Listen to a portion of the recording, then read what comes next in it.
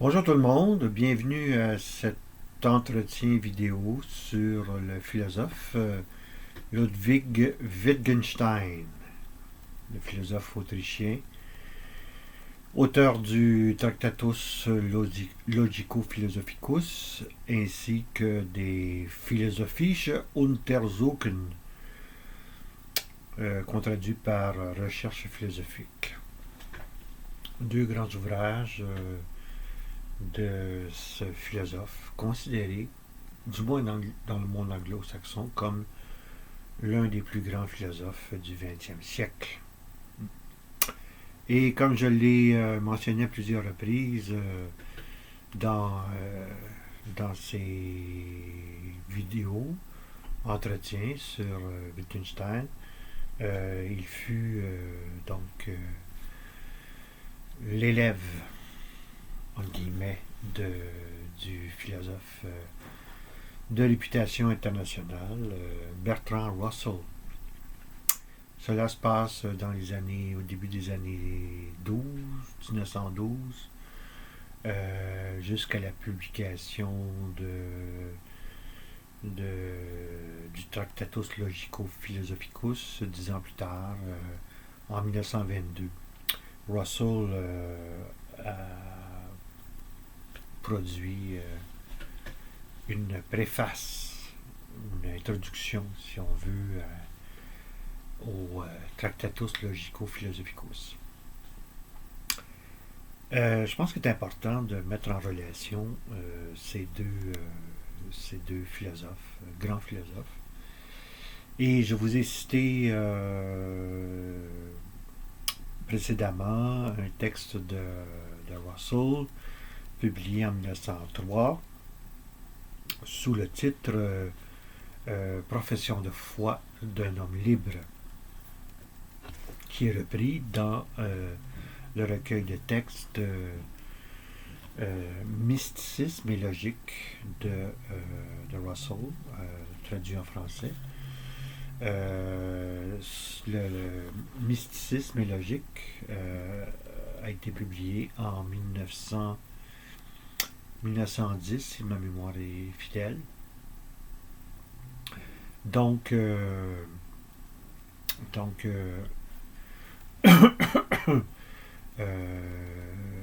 texte de Russell apparaît, la profession de foi d'un homme libre, apparaît dans le recueil Mysticisme et logique.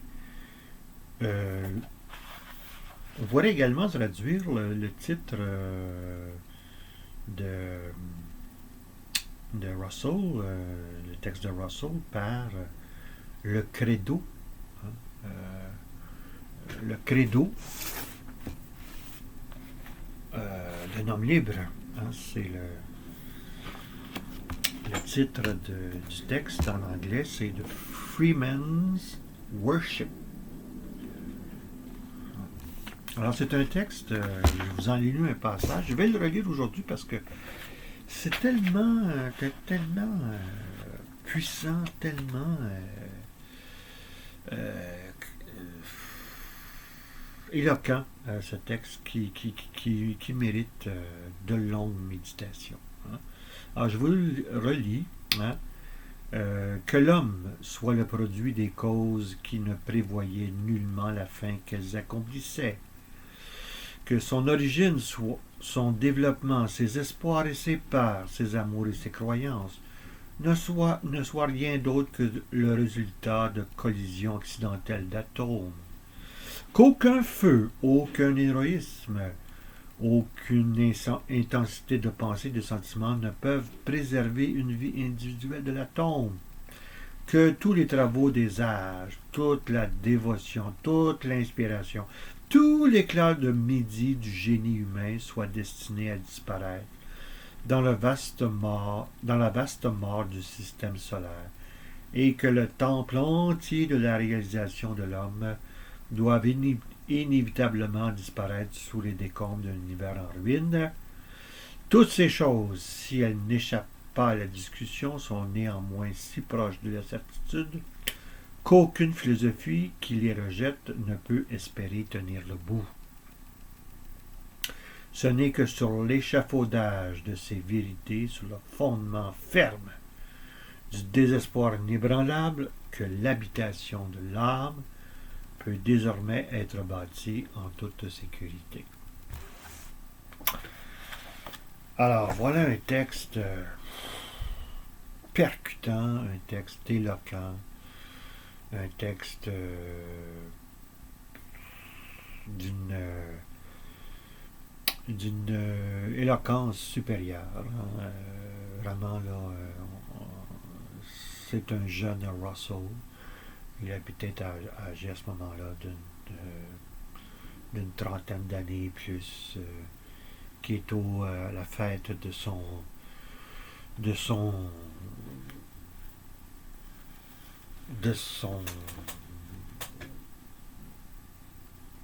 avenir philosophique. Hein. Il a écrit, je crois qu'à ce moment-là, il écrit les fameux Principia Mathematica. Et donc, c'est peut-être une espèce d'extension de son texte des Principia Mathematica, ce qu'il ne pouvait pas exprimer dans ce langage aride de la logique mathématique. Et bien là, Russell s'en donne à cœur joie. C'est en 1912 que Russell va faire la connaissance de Wittgenstein. Il va l'accueillir comme étudiant à Cambridge. Hein. Et donc, leurs relations au départ sont passionnées. Ils sont intrigués l'un par l'autre. Autant Russell que Wittgenstein, hein, qui sollicite d'ailleurs son tuteur d'une certaine manière, à bonne vote.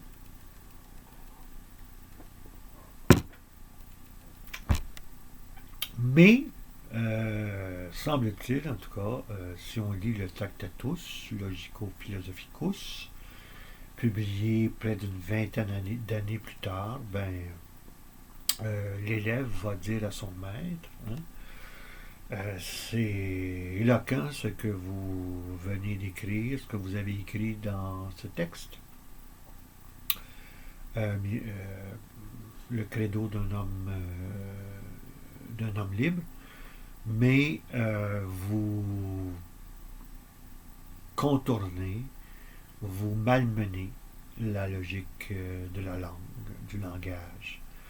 Puisque ce que vous essayez de dire ne se dit pas à strictement parler. Hein. Puisque ce dont vous parlez, hein, c'est ce qui est important, donc ce qui compte, ce qui a de la valeur, hein, n'appartient pas au monde dans lequel nous sommes, et par conséquent notre langage ne peut pas en rendre compte, ne peut pas en témoigner au sens propre du terme. Il n'y a pas de vérité ou de fausseté donc qui puisse être associée à vos belles phrases qui se trouvent dans ce texte. Hein.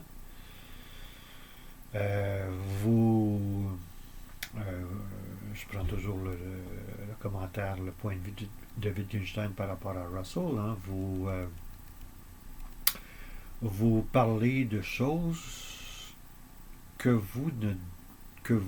dont vous avez le devoir de taire, puisque rien de sensé n'émane de vos propos. Hein? Quel commentaire critique que Wittgenstein, donc évidemment, hein, j'invente ça de toutes pièces puisque Wittgenstein n'a jamais véritablement commenté par écrit le texte de Russell, mais je pense qu'on peut très bien faire le lien On entre d'une part le Wittgenstein du Tractatus et le Bertrand Russell du credo d'un homme libre. Hein? On est donc, selon Wittgenstein,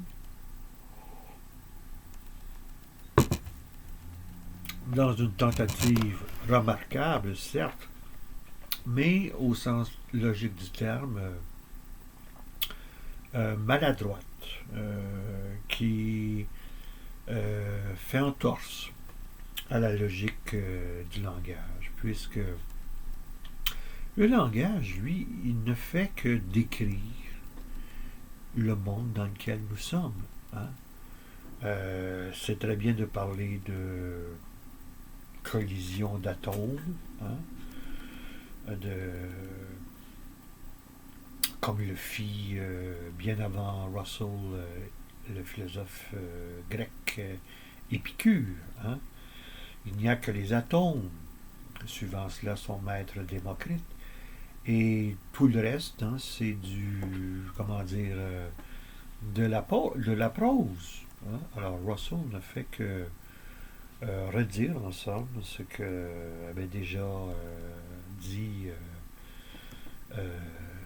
Épicure, et c'est ce que vont dire également les membres du cercle de Vienne, les positivistes logiques, hein, Carnap, Reichenbach, Schlick et Nomellet, hein, qui Otto von Neurath, qui vont rejeter toute considération morale, qui font appel à des valeurs, et principalement aussi, surtout, les arts, hein, et surtout hein, la religion, qui fait un usage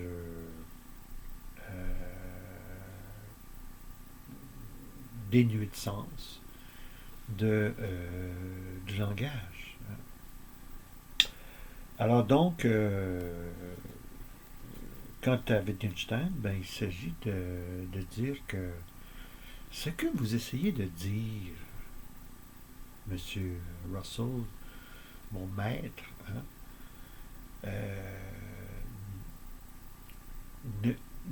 ne se dit pas, mais se montre. Hein. Et vous avez adopté l'attitude de quelqu'un qui surplombe tout le monde, c'est-à-dire l'univers des faits, hein, et vous témoignez de l'impossibilité, ou plutôt de l'illusion, hein, de parler de choses importantes. Condamner donc la morale, la religion, qui essaie de donner sens à ce monde qui n'en a pas, en tout cas apparemment pas. Hein? Alors, donc, Wittgenstein critique son maître et il défend, lui, la réalité du sens, de la valeur, mais qui est au-delà, à l'extérieur du monde, c'est-à-dire des faits, du langage, approprié, adéquat. Lorsqu'il est question de sens, de la morale, du bien et de la religion, de Dieu, donc le langage se met à vaciller, se met à dérailler. Hein? Donc, et c'est ainsi. Et il ne faut surtout pas condamner, nous dit Wittgenstein encore, il ne faut surtout pas condamner ces tentatives répétées de l'être humain de dire ce qui ne peut être dit. Hein? Ça fait partie, d'une certaine manière, de notre condition d'être humain, on pourrait dire la condition humaine, d'aller, comme il l'a dit ailleurs, contre les bornes du langage. Hein. Écoutez, c'est pas seulement la religion, mais les arts sont des tentatives de dire, ou en tout cas d'exprimer le sens qui va au-delà des limites de la langue, du langage. Hein.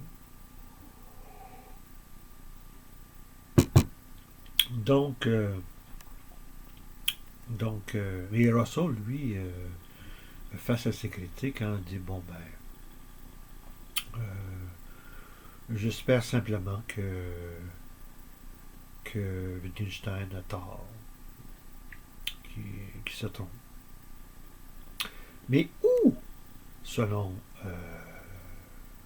d'où provient, selon Russell, cette, comment dire, cet instinct ou cette tendance plutôt, cette pulsion d'aller au-delà du langage. Et selon lui, ben, c'est proprement, ça appartient au monde de la subjectivité. Dans un autre ouvrage intitulé Science et religion, dans un chapitre, je pense que s'intitule Science et morale, Russell revient, publié dans les années 20-30, si je ne m'abuse, il faudrait vérifier.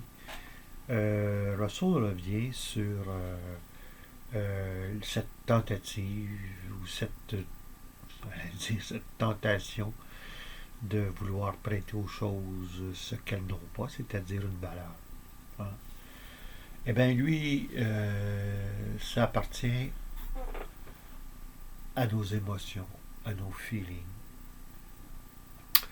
C'est quelque chose qui est en nous, mais jamais, jamais dans la réalité qui nous entoure. Alors, contrairement à Wittgenstein, pour qui la valeur, ce qui importe, les arts, la religion, c'est au-delà du monde dans lequel nous vivons. Et donc au-delà de nous-mêmes, d'une certaine manière. Hein. Alors, donc, pour Russell, la valeur, la croyance religieuse, la foi religieuse, hein, c'est proprement quelque chose de subjectif. D'où le subjectivisme de Russell. Et en cela, Russell n'innove pas, puisque déjà un de ses compatriotes, David Hume, a fait valoir la même chose. A dit qu'il y a les faits d'un côté qui sont objectifs, et il y a les valeurs que nous associons aux faits.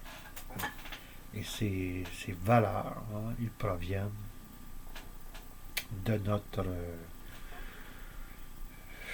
intérieur. Hein. C'est pas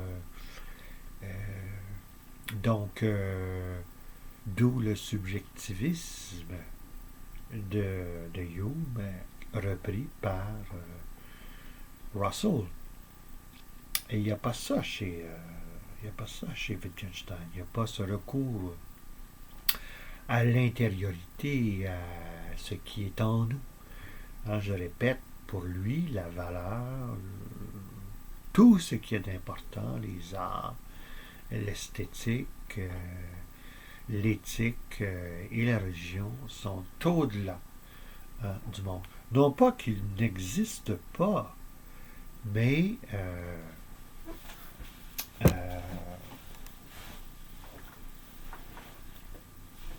lorsqu'on vient pour en parler,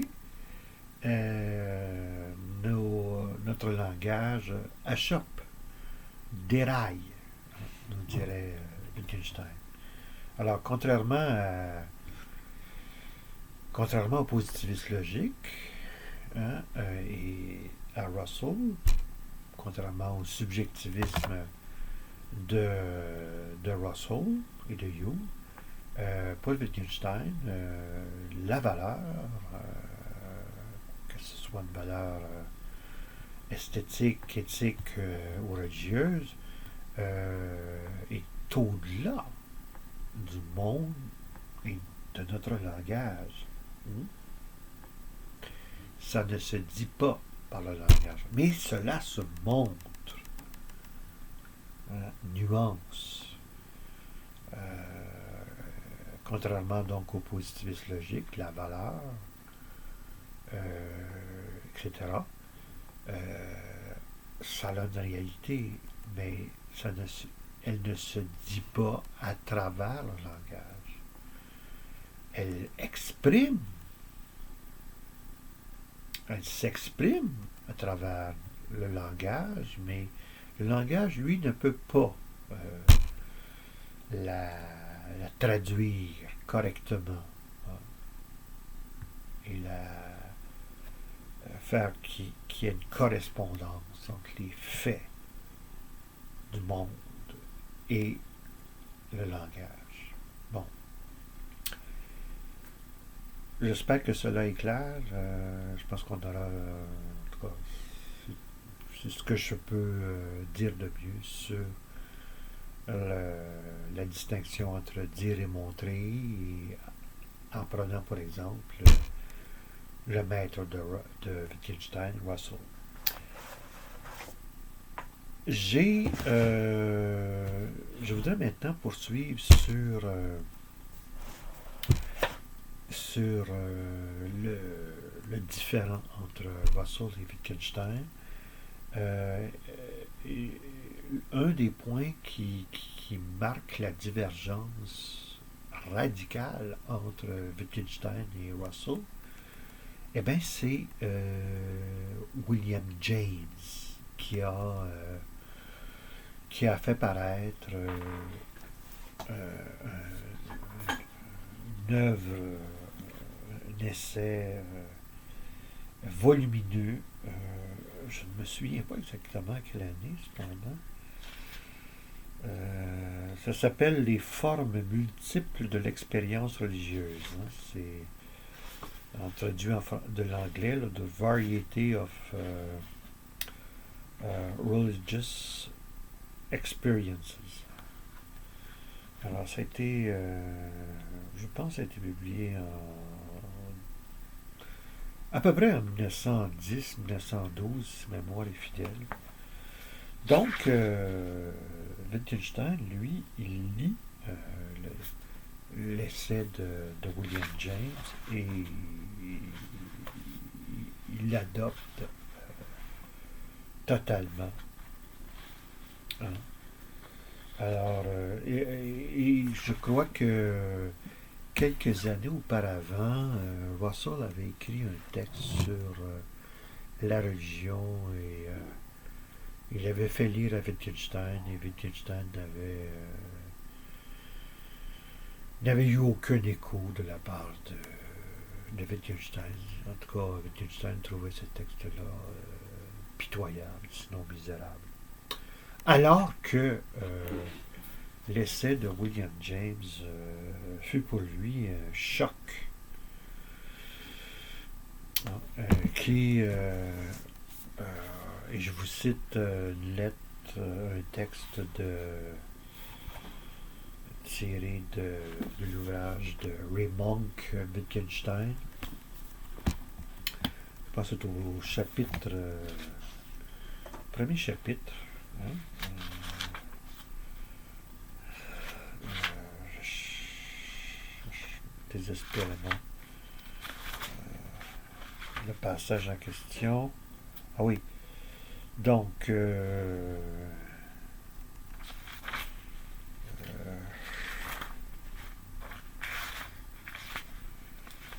désolé de cette... Ah oui. Donc, à la page 61 de l'édition française de la biographie de Monk, jusqu'à la fin de sa vie, Wittgenstein considérait que ce sentiment de sécurité absolue qui émane de l'expérience religieuse était le paradigme même de l'expérience religieuse, de la foi religieuse. Quelques mois après la conversation avec Russell mentionné plus haut, il lut l'ouvrage de William James, The Varieties of Religious Experience, et déclara à Russell: ce livre me fait énormément de bien. Je ne veux pas dire que je vais devenir un saint, mais il m'aidera peut-être à m'améliorer un peu dans cette direction où je voudrais m'améliorer grandement. Plus précisément, je pense qu'il va me libérer de mon zorgue, c'est-à-dire soucis, angoisse. Alors donc, ça a été donc l'ouvrage de James, ça a été, comment dire, un moment d'illumination, pour le dire ça.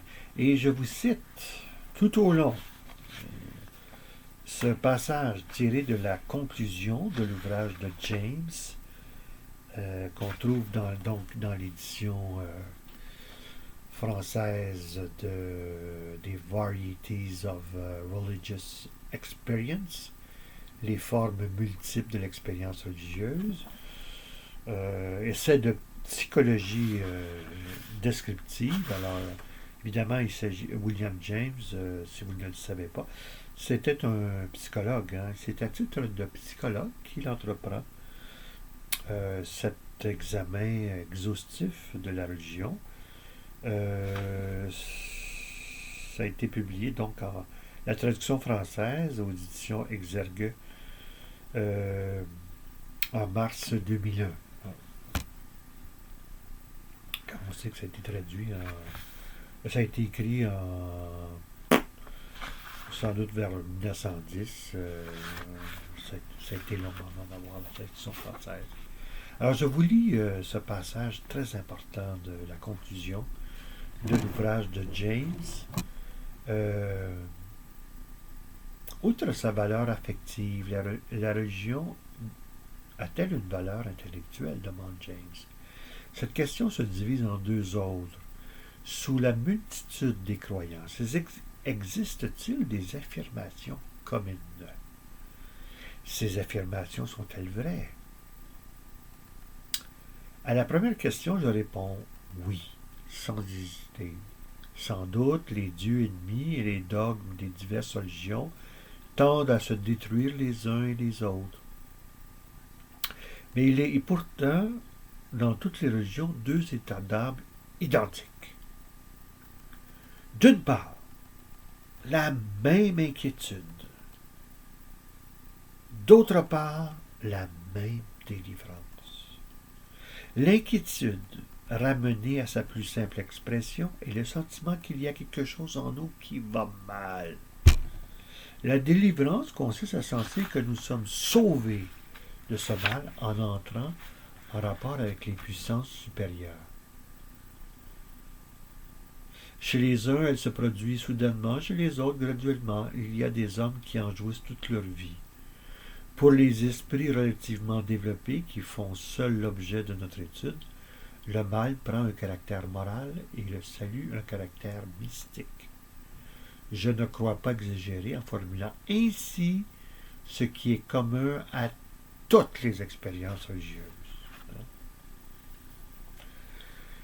Et là, j'y vais avec le paragraphe important en question. L'individu, pourtant, pour autant qu'il souffre du mal qui est en lui et qu'il le condamne, l'a déjà dépassé par la pensée, condition suffisante pour qu'il entre en contact avec une réalité supérieure, s'il en existe.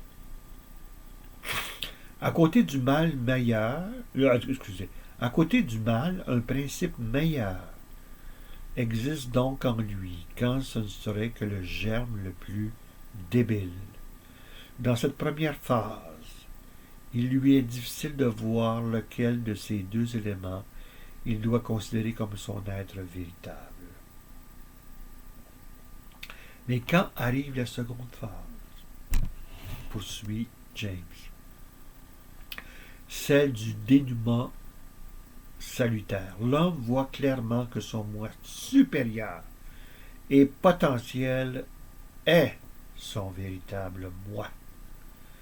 Il arrive à se rendre compte que ce moi supérieur fait partie de quelque chose de plus grand que lui, mais de même nature, quelque chose qui agit dans l'univers en dehors de lui, qui peut lui venir en aide et s'offre à lui comme un refuge suprême quand son être inférieur a fait naufrage.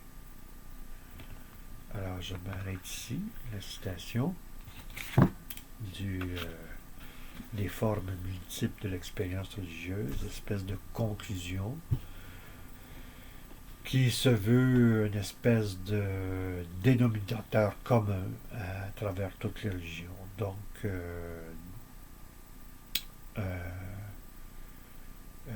au fond,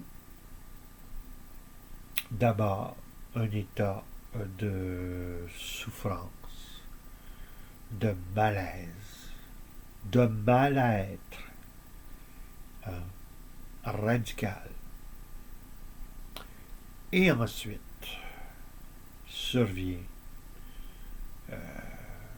sans doute pas automatiquement, mais ça semble être le cas la plupart du temps, la phase, comme il l'appelle James, de la délivrance, de la libération, où le moi supérieur, ou la conscience supérieure, hein, prend les guides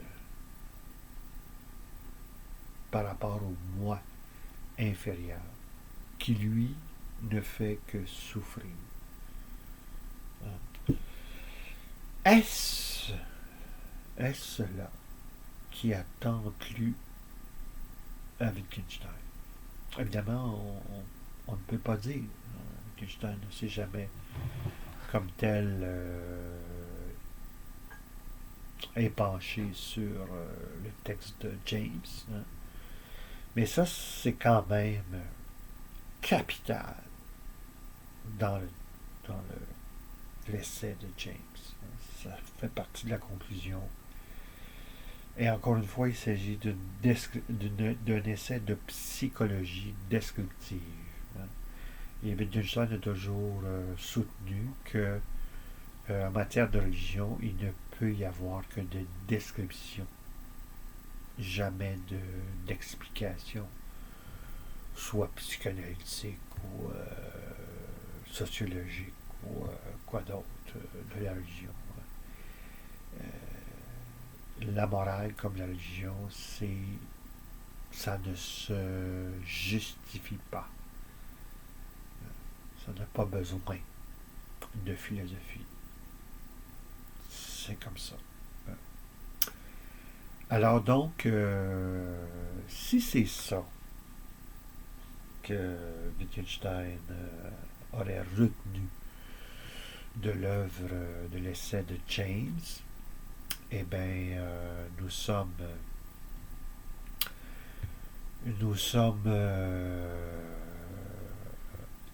contraints de penser à l'existence d'une réalité fondamentale qui est celle, comme le dit, comme l'appelle le désigne James, d'un soi supérieur, hein, par rapport à un moi supérieur qui, lui, ne fait que souffrir.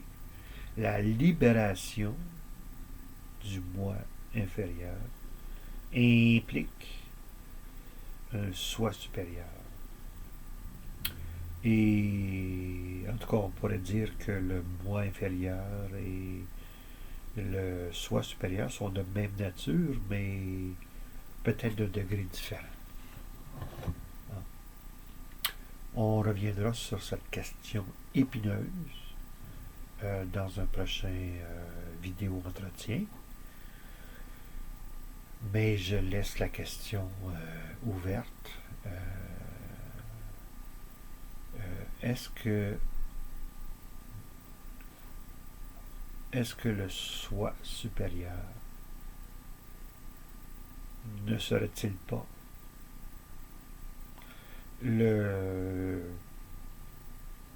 celui par lequel ce qui ne peut être dit